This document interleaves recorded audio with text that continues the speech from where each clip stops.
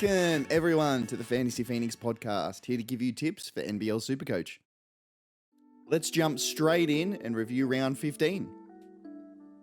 We ended up on 435 points and a red arrow down to rank 234th overall.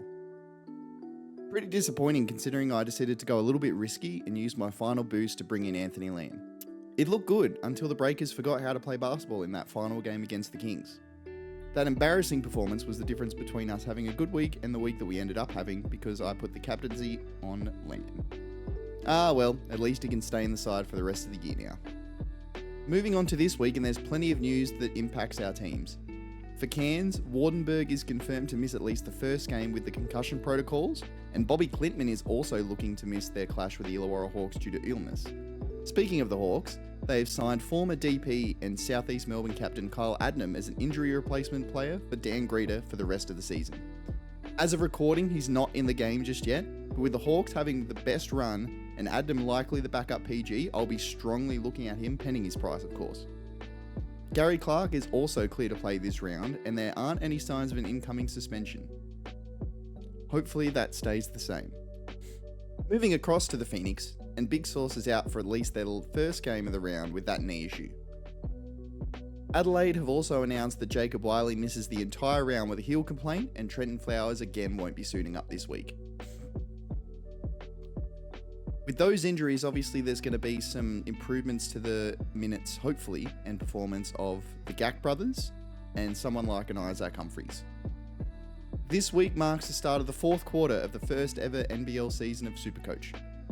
The Hawks have the best run with 4 doubles in the final 5 rounds. Perth and New Zealand have 3 each, and every other team has 2 or less to round out the year. This week is another big round with 6 teams on the double. So with all that in mind, let's have a look at some players to potentially trade in or out in our buy, sell, keep and avoid segment. Buy are players that I think are good options to trade in if you don't already have them. Sell, players I think are good options to trade out if you do own them. Keep are players that are being traded out by others, but I think you should consider keeping. And avoid are players that are being traded in by others, but I think you should consider avoiding. Our buy, Isaac Humphries. The big man is in some great form, with Adelaide finally realising they have a good, high-quality centre that they can actually throw the ball to on the inside. Who would have thought? This week he comes up against the Phoenix without Alan Williams, and Wiley is missing both their games. I think that spells another monster round for Humph. With so many people going for Cotton, a move like this could be a nice way to go against the grain. Sell his teammate, Jacob Wiley. With that heel injury and Adelaide on the single next week, I don't think that holding him for that round 18 double is the best strategy. There are lots of options for the next 2 weeks, with the Hawks Bigs, Creek, and even Pinder having back-to-back doubles that you could be moving across to. Keep Anthony Lamb. Lamb and the rest of the Breakers stunk it up big time against the Kings. That, combined with the fact that they have a single this week, has led to over 500 coaches moving on Lamb. I get that some would be using that money for Cotton, but New Zealand have the second best run for the year, and you're probably going to want him for the rest of this season anyway. If you are trading out a New Zealand player to bring in Cotton, I would prefer it to be PJC. Avoid Jalen Adams. Coming off that monster game against the Breakers, the former MVP might finally be hitting his stride. It is probably a bit too late if you're a non-owner though. The Kings only have 1 double in the last 5 rounds, and it isn't on a week that's particularly important. He does have a low break even, so if you do own him, he could be sat on the bench and kept for their double next week and make a little bit of cash. Otherwise, maybe he's your out to Bryce Cotton. With all those teams on the double this week, we've got quite a few captain options.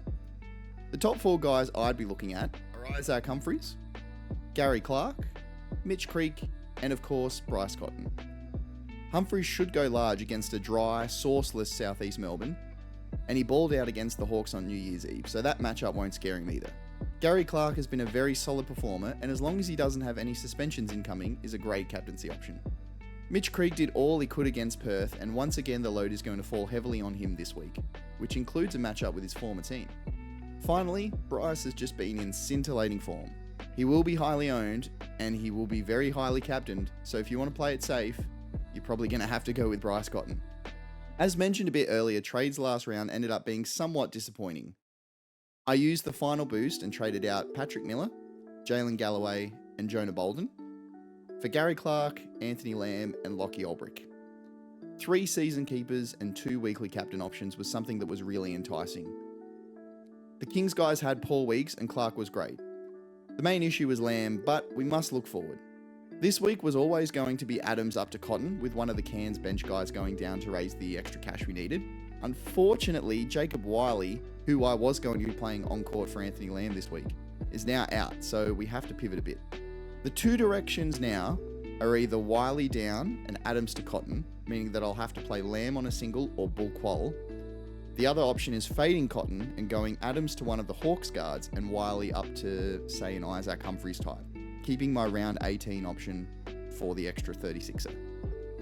It's two very different routes to take, but as always, I'll post the final moves on X, so if you aren't already, make sure to be following us at FantasyPhoenix_. Speaking of X, feel free to ask us any questions or leave any feedback you'd like. Thank you so much everyone for listening or watching, depending on how you tuned in. If you enjoyed the video or it was helpful, please hit that like button and subscribe on YouTube or tap that follow button on Spotify. It's really appreciated. Also, thank you so much to everyone that reaches out to us. I really enjoy chatting to you and hopefully helping you all out. Good luck for round 16 and we'll see you in the next episode.